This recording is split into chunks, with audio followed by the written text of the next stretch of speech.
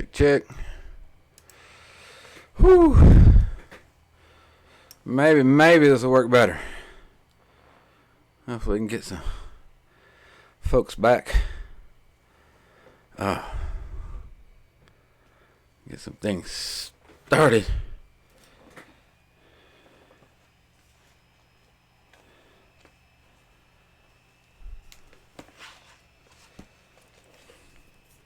Alright. Hopefully this thing's not a bit loud. Okay. That we can deal with. That we can deal with right well. Very easily. Oh, so that. Whew.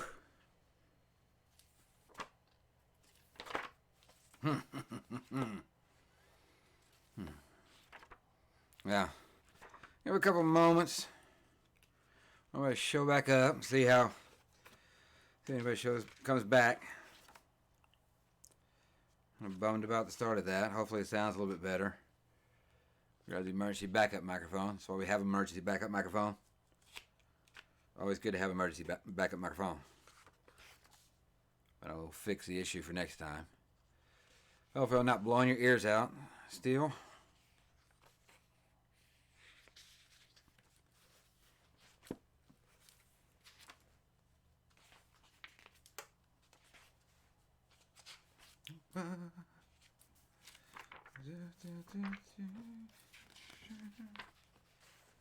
Alright. I'm going to book open here. Get myself resituated.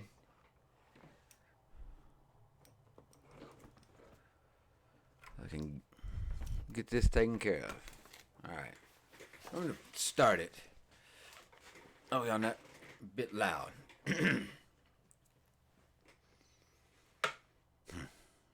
Hello and welcome to another episode of the Full Spectrum D&D podcast. I am by myself today. I'm Rungren.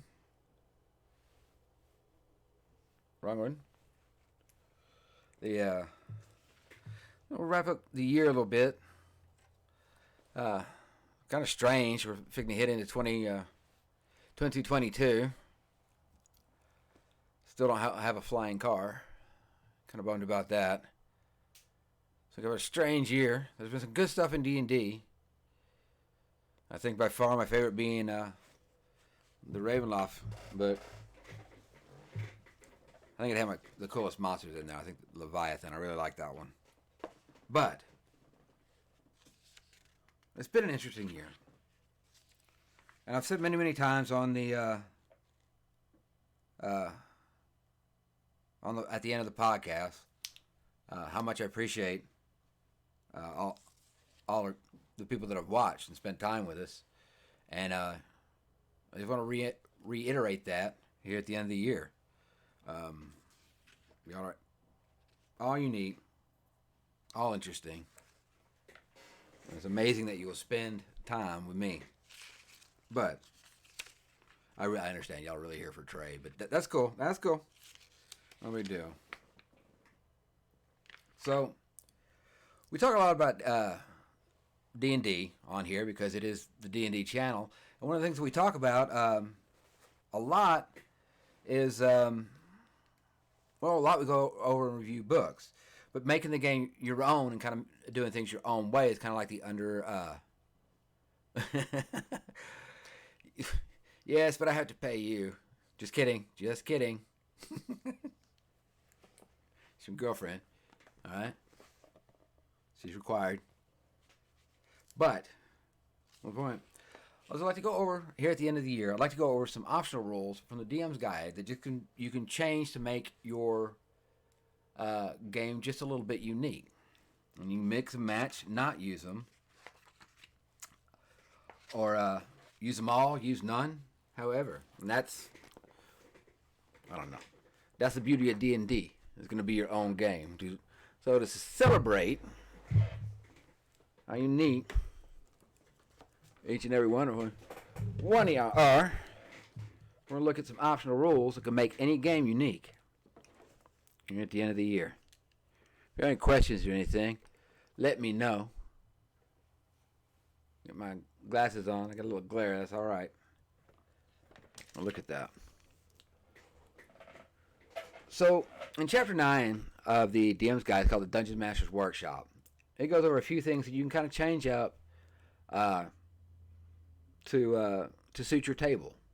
Um, the basic thing you need to ask yourself before doing this is, is it going to improve the game? And will your players like it? Because what may sound fun as a DM is not going to, may not always, be what the players want. We'll run through these really quick because, like I said, they can individualize your game, and if your table enjoys it, it just adds so much more. It'll add more to the game. The first thing they offer is for proficiency dice, which we don't use proficiency dice at the table. We just use proficiency score, which is given to you. But if you use this optional roll from the proficiency dice, you get to roll instead of just taking a point. And it goes up through levels, just like your proficiency would go up with a bigger die each time. Cut this off. Cut it down a little bit. Get a nice glow from underneath here. Excuse me. So first and fourth, you usually have a +2 proficiency bonus, right? So any roll you make, you'd add the 2 to it for proficiency in it. Well, instead you'd roll a d4 die and add that as well. And 5 through 8 goes. You'd have a +3. Instead you roll a 1d6. A 9 through 12, you have a +4. Instead you roll a 1d8. For 13 through 16th, you usually have a +5 under normal rolls, but instead you would roll a 1d10 and add it to your roll. And then for the 17th and 20th, instead of adding a +6 proficiency bonus, you would add a 1d12. Now, there is actually kind of a bigger reward risk because you get a lot larger scale rolling the die than you would from I don't know, I'm looking up there talking to myself that you would from just taking the proficiency bonus. And that's kind of an underlying theme with a lot of things in D&D, such as hit points. You can either take hit points and you're going to get good average, or you can roll and risk get a little bit better than average or a little bit worse than average. Excuse me.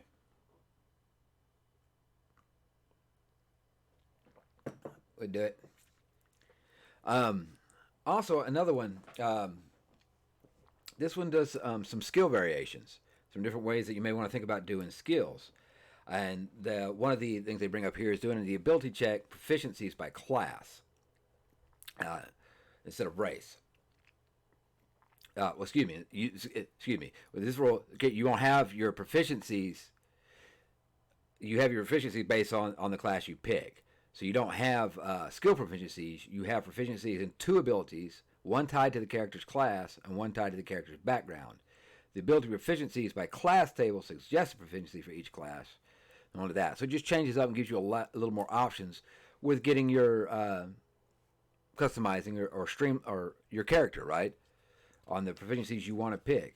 Maybe he's not, the best rogue in the world. He's really trying. Well, but before he, was in school, in college, in Strixhaven, smart guy.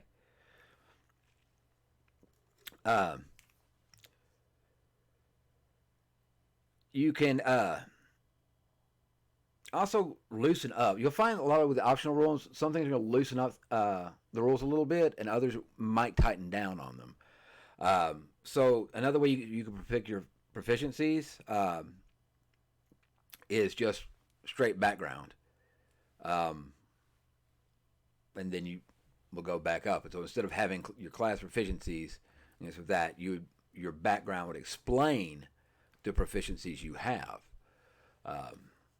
We pick out. And once again, you keep it limited to specializations, but it ties in. So you can make the class, but you're not exactly tied to the skills that are, that are, I don't want to say generic, but kind of, default for that class, perhaps. And then,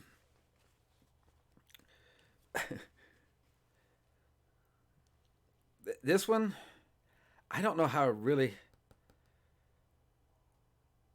feel about this one. I don't know how I would do it at the table, but you can do a proficiency check. You can add it to any ability that's related to your personality traits. So if you had a character, per se, let's say, give an example here. For the example, the positive personality trait of I never have a plan, but I'm great at making things up as I go along. You would get to apply the bonus when engaging some, trying to come up with some quick plan on your feet. Trying to come up with, it says deception here, or maybe trying to, all of a sudden you're in a bind, and that's when you work best under pressure. So that's where you provide the proficiency bonus. So just small things.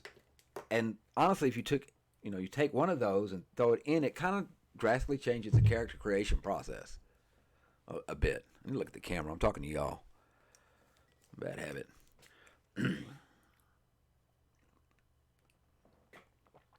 Coffee is so good. Hero points. I'm going to read this out because it'll do a better job of explaining it than I will at this point. Hero points work well in epic fantasy and mythic campaigns in which the characters are meant to be more like superheroes than the average adventurer is. And honestly, that's close to the kind of campaigns I like to run. Maybe not superheroes, but definitely they're the heroes. So with this, you would start with 5 option points at first level. 5 hero points at first level. And each time you gain a level, you get, and each time you gain a level, you lose any unspent points and gain a new total equal to 5 plus the character's level.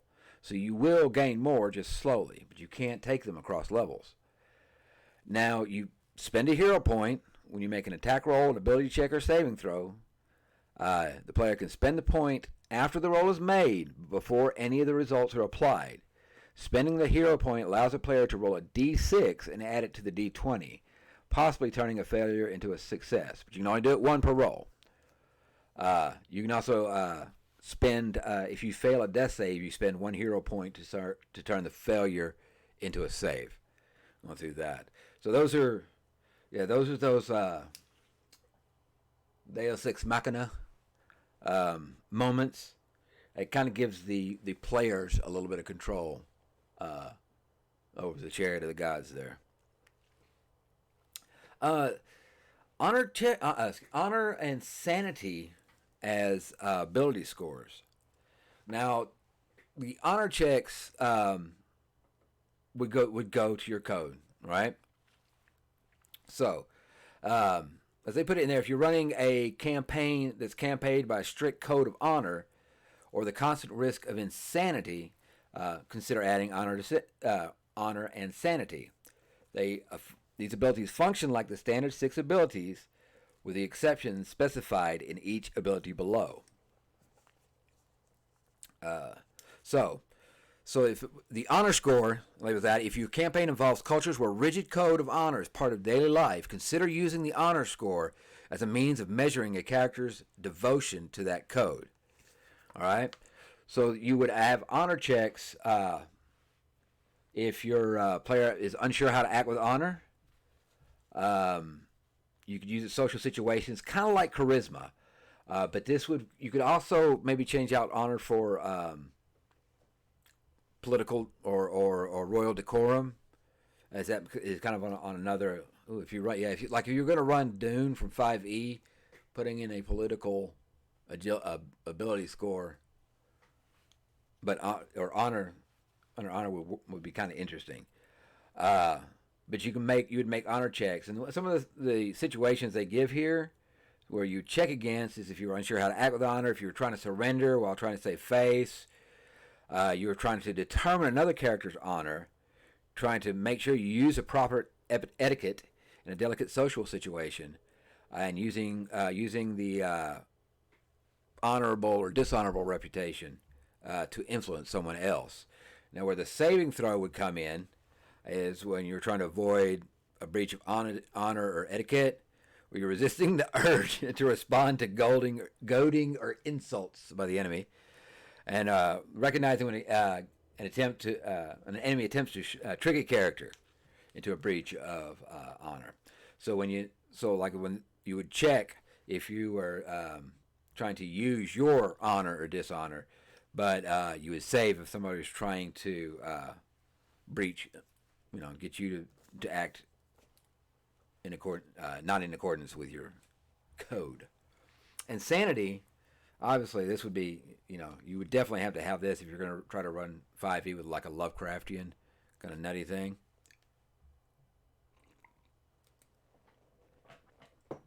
The Sanity Checks.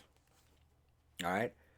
You do make a sanity check in place of an intelligence to detect lore about alien creatures of madness. So you've got that other world, that cosmic horror, H.P. Lovecraft, Cthulhu, and all the like. So you might use this, as I say here, for deciphering a piece of text. It was written in that language that that reading it and understanding it might break your mind. Or if you've had the sanity, if you failed as you try to regain your sanity, you'd run a check there. Or magic, or standing in front of one of the great old ones, so to speak. You'd make it. Now you probably make a saving throw on that, but trying to comprehend maybe the magic that's being used around. And then the sanity saving throws, when you see one, you're going to have to make it from a far realm. You're going to have to make a saving throw. If one of them touches your mind or you touch their mind, you make a sanity saving throw. If they cast a spell for your mental stability, it's trying to make you insane using the symbol spell, make a sanity saving throw. Passing through a demiplane built on alien physics, make a saving throw. Resistant an effect conferred by an attacker spell that deals psychic damage. You make a saving throw. That's different ways of throwing a couple of actually more ability scores there that you would roll in, or how standard array, however you would do your points. You just add that in with, I think, 2 more points for your standard array. There's a few adventure and options as well, and this kind of goes in with what's these are rules of the game, rules of not specifically your characters, or you can change anything on your sheet too much, but over the whole game and over the game in whole, fear. So this is going to break it up. So fear and horror. The rules of fear and horror can help you sustain an atmosphere of dread in a dark fantasy campaign. And sometimes that can be tricky to do, especially if you got silly players, because they don't want a serious campaign. But if you got serious ones, then this can help you with the fear and the horror. And I really don't want to run fear and horror too much. But you use fear when adventurers confront threats they have no hope of overcoming. You can call for them to make a wisdom saving throw, or you could use sanity if you're using that, or even switch around for honor if you're going to use that. And whoever fails it, you set the DC based on the circumstances. If they fail it, they're feared. You repeat the saving throw just like you would. Horror is a lot more than that. Horror is revulsion and anguish. So if they go through horror, this is when you see the great, old one. So they're saying you could roll a charisma saving throw here, or you could use your sanity or whatever through that. But on a failed save, you gain, the character gains a short-term or long-term form of madness that you choose or determine randomly. And they actually have a table in Chapter 8, running the game. And it has a little madness table in there. But if you've got some trick or something, some quirk or anything you can come up with to make someone go mad, at least short term or long term, depending on maybe they crit fail, like you're gonna have problems for a while. The next up is healing. Now, on straight rules 5e, it's hard to kill characters if you play and characters are halfway good and they got a healer. They're gonna make it. So if your players are, if you want to make it a little bit harder, you can implement some of these rules, and some of these will actually make it a little bit easier. So a character can have a healer's kit dependency. You can have a healer's kit dependency in your game where a character can't spend any hit dice on a short rest until someone expends one use of a healer's kit to bandage and treat the character's wounds. So you have to make sure you have a healer's kit before you can use a hit dice on your short rest. The second optional rule they give is healing surges. Now, this allows characters to heal up in the thick of combat. I think I've actually run this one in a one-shot once. May have to remember. Might get some coffee. Have coffee and keep this going. Charisma was yeah. Sorry. A lot of people do dump stack charisma unless the character calls for it and you need it. I do as well. I can't. I don't blame anybody. All right, healing surges. So as an action, you can use the healing surges and spend up to half your hit dice. For each hit dice spent this way, you roll the hit dice and add the character's Constitution modifier, just like you use it during short rest. And then you get it. You can actually, the rule that they put it here is the character can decide to spend an additional hit die after each one rolled. So you could set aside your half. So you got 8, you set aside 4, and you roll one at a time. So you don't have to spend all 4 of them. You have to roll all of them at once. But you have to finish a short or long rest before you can do it again. Now you get all spent hit dice at the end of a long rest. You only get the with a short rest, you only regain the hit dice equal to your level divided by 4, like minimum of 1. They're going to give you 1.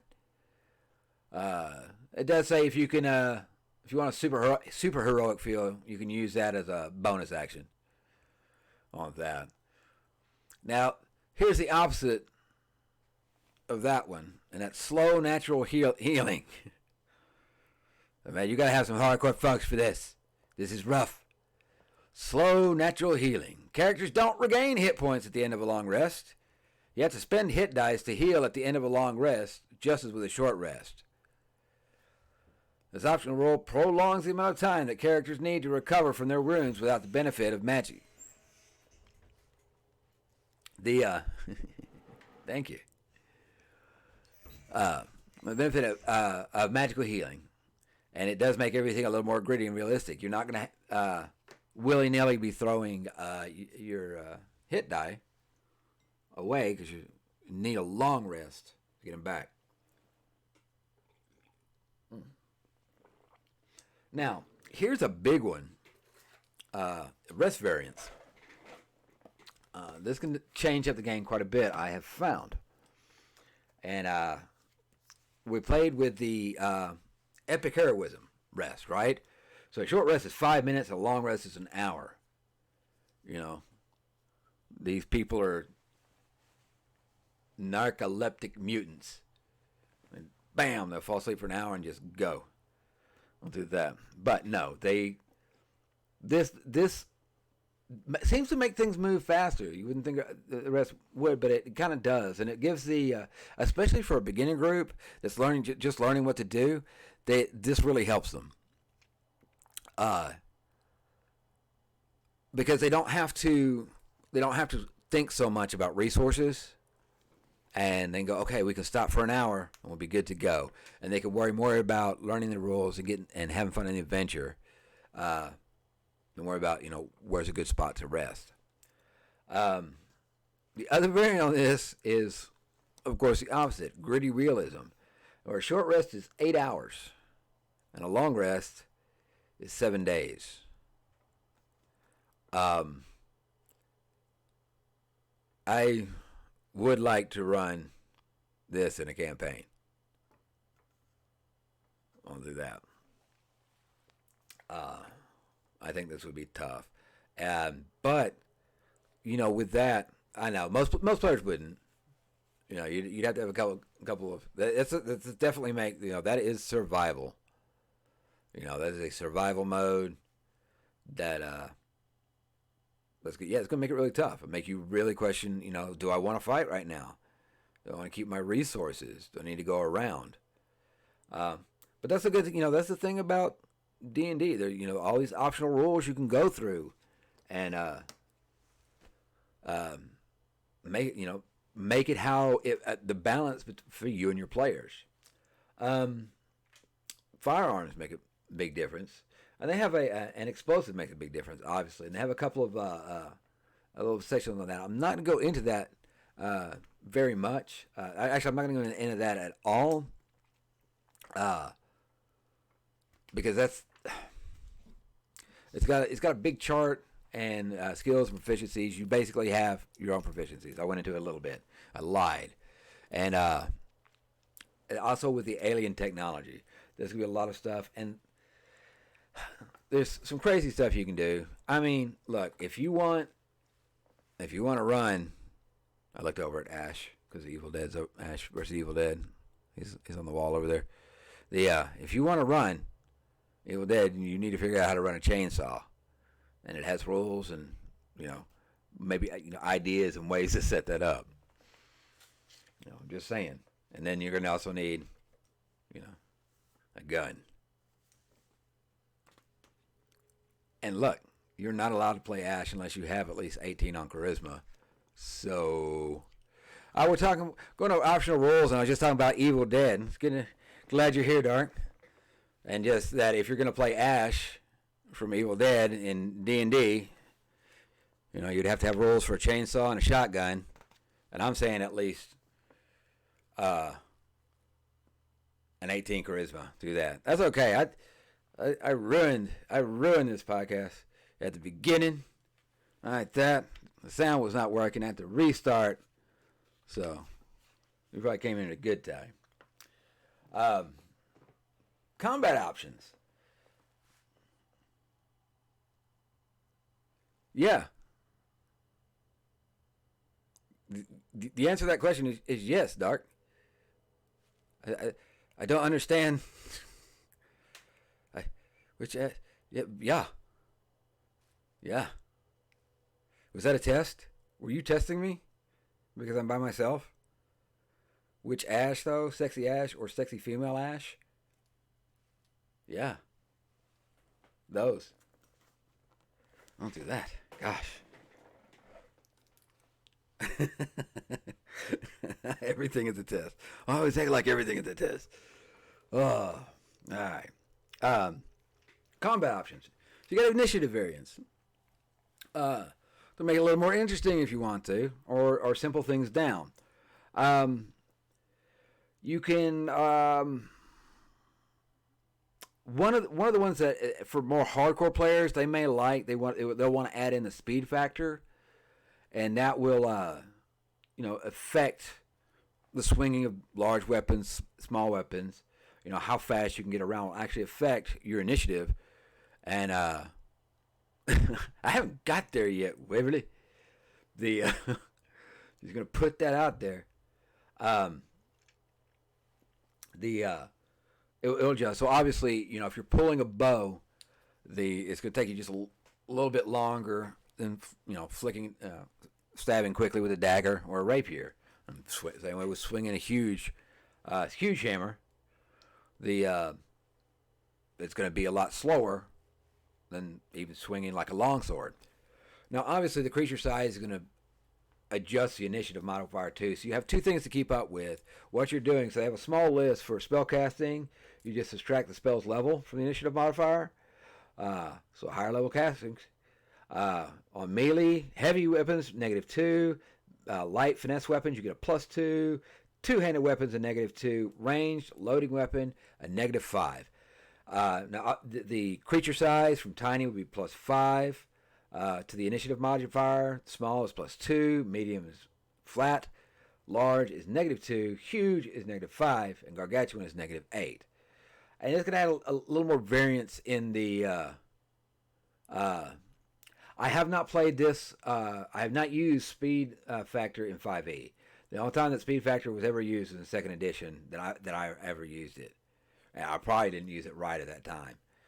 but I haven't. Now I have used a side initiative or group initiative, which is really I think is really good for beginner players and beginner DMs, because you roll one side, one initiative for each side. The bad guys.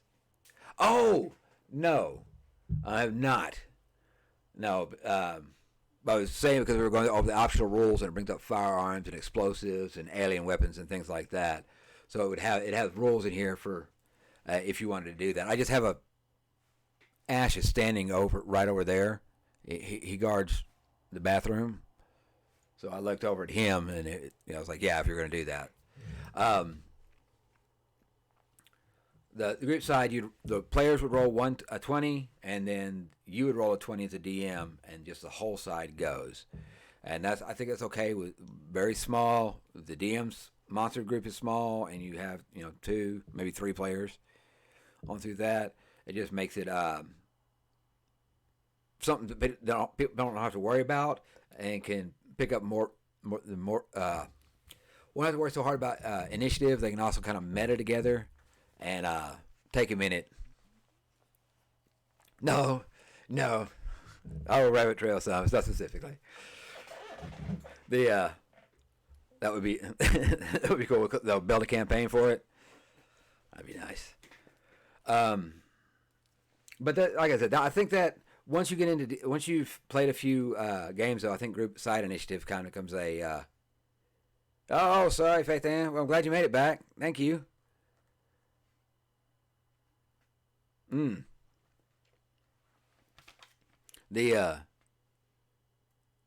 think once you've played a few games, you kind of got the rules down a little bit. You feel strong. The rule side of initiative kind of is not as attractive. I'll do that. There's a oh man, finish this off here.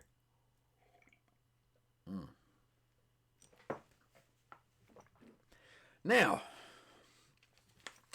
here are some action options, and I think a couple of these are going to interest the players out there. These are action options. So, for instance, climb onto a bigger creature. If one wants to jump onto another creature, it can do so by grappling. A small or medium creature has little chance of making a successful grapple against a huge or gargantuan creature. However, unless magic has granted the grappler supernatural might. I'll read it like a radio DJ. Maybe I can get these words out. As an alternative, a suitably large opponent can be treated as terrain for the purpose of jumping onto its back or clinging onto a limb. So you'd make a dexterity check or an athletics check. You would charge it against the creature's or your target's dexterity check, and if you win, you are now on the creature clinging to it. You can move around in the large creature space, treating the space as difficult terrain as terrain. The large creature has the ability to attack the smaller creature. It depends on the smaller creature's location and is left to your discretion. The large creature can dislodge small creature as an action, knock it off, scrape against the wall, blah, blah, blah. But it's got to make a strength check contested by the smaller creature's athletics check or dexterity acrobatics check. But you can jump on a creature and crawl around. Use it as terrain. Now, this one, disarm. This one I've tried to use it for, and I always forgot to use it. You can actually make a weapon attack to knock a weapon from another target grasp.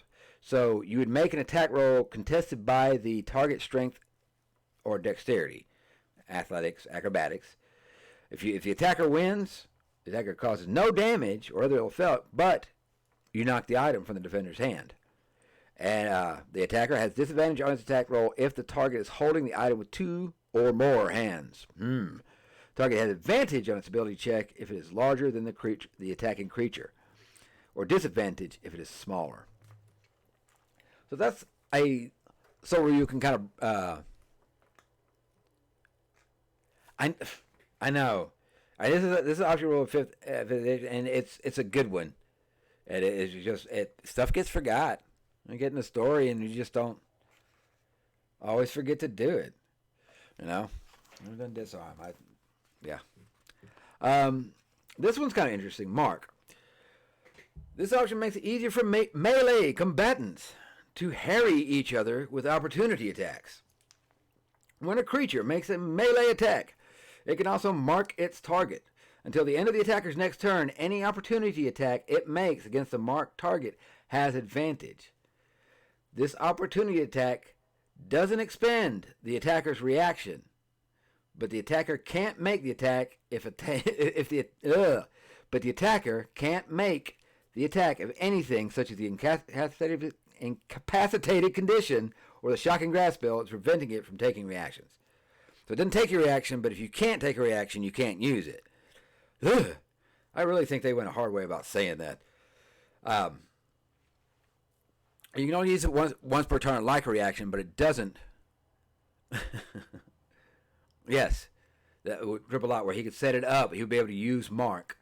Not like the spell Hunter's Mark. And you just gotta try to get, if they move away from you and you get that opportunity attack, it's just one little extra thing to keep in your pocket. They got a few more. Overrun, Shove Aside, and Tumble. And overruns are obviously when you're trying to, a larger creature's trying to get through another creature's space, hostile. You just make you would do it like grappling. You'd make the athletics check against the athletics check, or strength against strength. The creature attempting the overrun has advantage on its checks if it's larger, or disadvantage if it's smaller. All right? So, when a creature tries to move through a hostile creature space, you can try to force your way through it by overrunning it. So you'd make the check, and as a DM, you'd say either action or bonus action. If you want to have overrun be an action or a bonus action. Which would be, I think, a lot funner and smoother as bonus action, but that's just me. If you win the contest, you move through the creature space once this turn. And Shove Aside, character. What'd I say? Move through the attacker. Wins the contest, it moves through the hostile creature space once this turn. With this option, a creature uses... Shove Aside, excuse me. With this option, a creature uses a special Shove Aside attack from the player's handbook to force a target to the side rather than away. So as you're running by, you use a strength athletic check to kind of bounce around and push them to the side a little bit. My voice. I'm going to start talking like Joan Rivers soon. We talk about tumble. I don't know why she was British there. Talk amongst yourselves. She doesn't talk like that. Tumble. A creature can try to tumble through a hostile creature space, ducking, weaving past the opponent. As an action or bonus action, the tumbler makes a dexterity acrobatics check contested by the hostile creature's dexterity acrobatics check. If the tumbler wins the contest, it can move through. So they kind of all do the same thing. You're just going to, which one are you going to use depending on your size or your ability. There is a hitting cover. Is it? I always forget about my... Yeah. I know. One day, you need someone on there to just yammer with you so you don't have to do all the talking. That's all right. Trey will be back next week. I'll yammer with him a little bit. I appreciate it, Dark. The hitting cover. So this is when a ranged attack misses a target that has cover. You can determine whether the cover was struck by the attack. I'm not so hot on this one. I'm like, pick that as a DM. What sounds cool? If whizzing by the ear as they duck past the cover, or it clacking against the wall they're behind. Cleaving through creatures. Now, I actually used this one a couple campaigns back. But if you do enough damage to take a creature to 0, When a melee attack reduces an undamaged creature to 0 hit points, any excess damage from that attack might carry over to another creature nearby. So this is a lot of fun for people with big weapons, big sharp weapons that are, really tough and really strong, being attacked by lots of say, goblins or something across, along those lower lines. And you start clearing a path. It's also a lot of fun. If the original attack roll can hit, applies any remaining damage to it. So all you hit, cut through. If the original attack roll would still hit that second creature, damage goes to it. This is one that players aren't gonna like, and that is injuries. Basically, when something now this is, I forgot what it's called. Maybe shock or something like that in second edition. But basically where you lost 75% of your hit points to getting a fireball in the face. There's going to be some lingering damage. So when you take now they get serious with it. They say if you take a critical hit, you can have a lingering injury. Yeah, you got to have the right group for it. That's I know with 5e as I've gone quite through a few of these optionals, you can make it really simple. You can make it really gritty and really hard, and kind of in between. But yeah, these injuries and like the gritty realism long rest rule, where a short rest is 8 hours and a long rest is a week, can make a campaign tough. You really want. You don't want to throw. It's not for everybody. But like I said, one of the beauties of 5e. Like, yeah, but okay. So there's a table here. So if you take a critical hit, if you drop to 0 but aren't killed outright, or if you fail a death saving throw by 5 or more, you would roll a 20. You might lose an eye, lose an arm or a hand, lose a foot or a leg. You may limp, so your speed is reduced by 5 feet. You may be suffering from an internal injury that is reflected in your Constitution score being lower. Broken ribs, possibly. The horrible scar, depending on the damage where you're at, a festering wound, an internal injury. Right? Understand that. An internal industry. Yes. No, injury. Internal injury. Going through that. Yeah. Scars. Soldier girls. I love Tank Girl. Tank Girl. Tank Girl. Horrible scar. Festering wound. Or maybe just a minor scar. Here it is. System shock. This is from having massive damage. So, when a creature takes damage from a single source equal to or greater than half its hit point maximum, it must succeed on a DC 15 Constitution saving throw, or suffer from one of the effects below, which might be it just drops to 0 hit points. It drops to 0 hit points, but it's stable. Oh, Tank Girl. Love Tank Girl. Don't get me. I'll just sit here and be quiet and think. She's so badass on that. The creature is stunned until the end of its next turn. The creature can't take any reactions. It has disadvantage on attack rolls, so you can kind of knock it a little bit loopy maybe. Or just can't take reactions. So massive damage you bring, if it takes half the damage, you roll. You might just kill it outright because of system shock. The rest of this chapter kind of goes into creating a monster and ways to do that.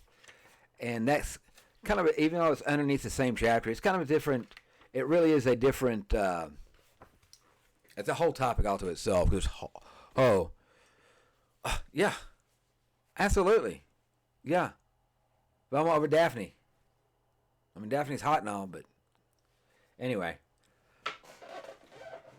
There's a lot you can do to make 5e balanced at your table. If they want a little more randomness, maybe you use proficiency dice instead of proficiency points. And the higher it goes, is you have a bigger chance for a badass high roll, but it also may not get as much as you would if you just taking taking your proficiency score. I am not sure. Velma is always better, and ironically, the nerdy girl reminded me of a thin Velma. She looked very much the part. Yeah. What's it that? I can see that a little bit. Yeah, she's awesome. But I thought with the optional rules, you could make a gritty Scooby Doo campaign. You could make a Scooby Doo campaign that 10-year-olds could enjoy, or 8-year-olds could enjoy and go through. And that is the power of 5e. And I don't know what, I know there's rumors on the ground about maybe a 5.5 or something like that. And I don't know what they're going to add, may add into it that may tighten down, or may even just be a collection of more optional rules. I think, like I said, I always said I'll stand up for, there's holes in 5e, but the openness of it and the way right? Mystery Inc. Okay, I'm going to wrap this up. Then we'll talk about Mystery Inc. The 5e's biggest strengths is the options you have, both from character side, campaign running side, DM side, to make it flexible to where it fits your table and fits what you want to do. So, Gritty Scooby-Doo, Mystery Inc. I believe, my humble opinion, Mystery Inc. is the best Scooby-Doo.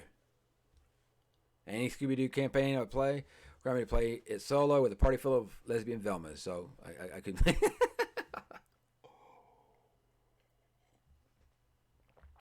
Well, yeah, I'll do that.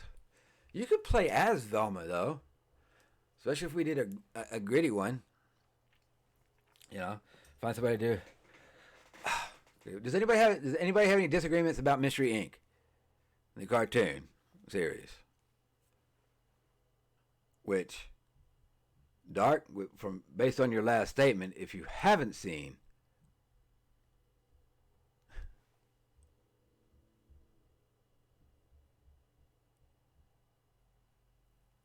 okay, I need to fix that.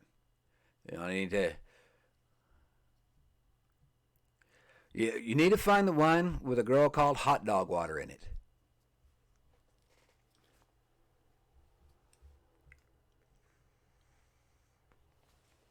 Mystery Incorporated. That one, by far, the greatest Scooby-Doo. If you like Scooby-Doo at all, it is worth your time. Yes. Girl named Hot Dog Water. I'm telling you.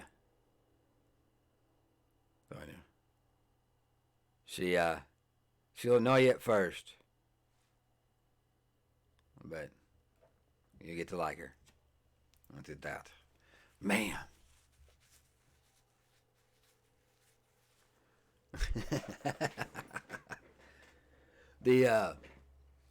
I would have to play Shaggy in that. Yeah, I don't know who would run that. I get Trey to run it. I don't know who would play Fred.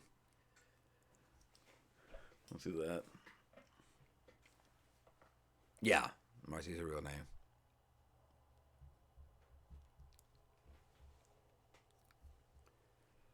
Ah. I think you will be very pleased. Okay. Scooby-Doo. Yeah. Well, that's fond childhood memories, yeah? For the Scooby-Doo, Where Are You?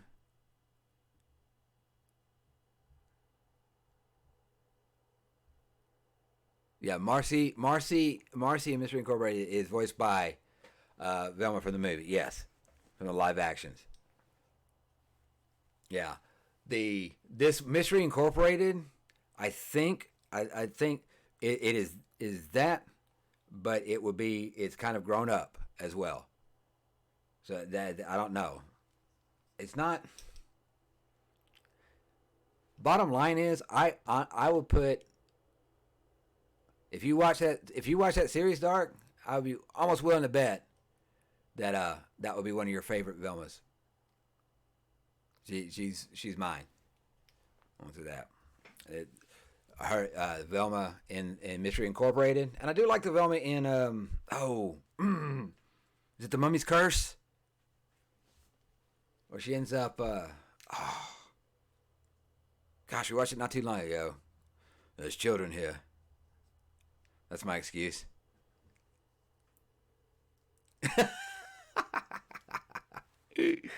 No, it's not. It's more than that. No. She's, I don't know. She's Velma. I feel you. Like I said, her whole character, honestly, all the story arc and everything is just really, really good. It surprised me. I like the old Scooby Doo's. You know, they're from kid, watching them from a child. You know, I do. And when I watching Mystery Inc., I was like, oh wow, you know, it's like the people that liked it when there was a kid. And Where's My Mommy? Yeah.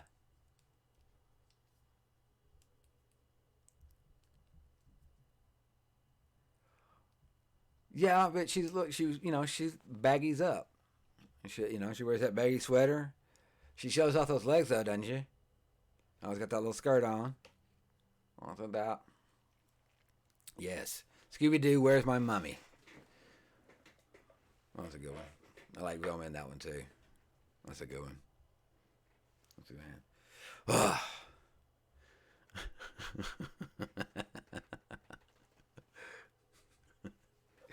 I'm gonna wrap this up. Trey's gonna have to edit this for YouTube, so I don't want to give him too much work. He's got a lot going on.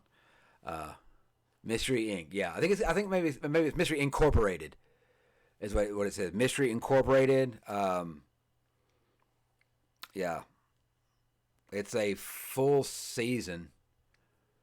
And when we come back on next Tuesday or Thursday, I might see where it is, and if you haven't found it, and try to give you some more information on that, get back to you on that. Sweet, that's awesome. The orange rubber in the second. Look, I'm warning you. I do believe I am the only male in this conversation right now.